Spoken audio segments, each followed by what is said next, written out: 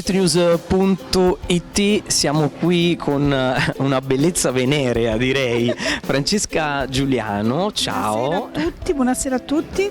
Ci troviamo qui in un evento molto speciale, molto particolare. Allora volevo... Specialissimo. Eh sì, poi soprattutto perché ha un sapore speciale, perché ci troviamo dopo un periodo particolare. Finalmente si respira un po' di normalità in questa cornice meravigliosa.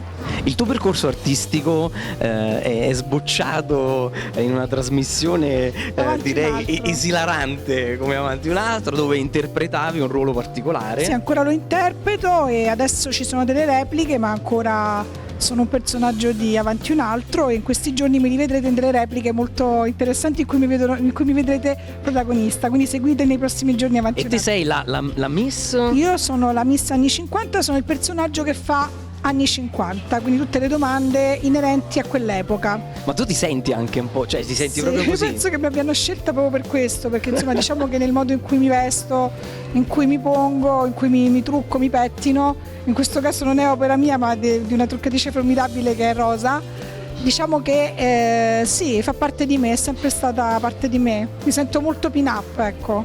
Francesca, immaginiamo di dover girare un film. Sì. Qual è il ruolo che ti piacerebbe interpretare? Mi piacerebbe interpretare un ruolo che sia sensualmente molto forte, quindi mi viene in mente La chiave in cui noi abbiamo visto Stefania Sandelli, in quanto io mi ispiro molto a lei e insomma spero non di fare la sua carriera, ma insomma di seguire un po' le sue orme. Meravigliosa Francesca. Allora Franci, poi ti chiedo, in cantiere cosa c'è?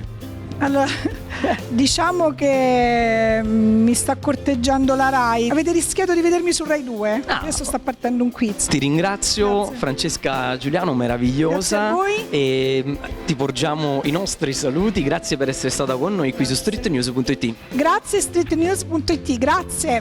Ciao.